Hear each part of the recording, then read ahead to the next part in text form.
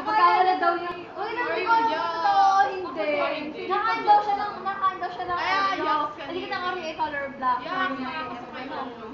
Eh, sakto daw na parang nalaglag yung mga particles ng Oreo niya. Eh, di pinulot daw niya at kinain daw niya.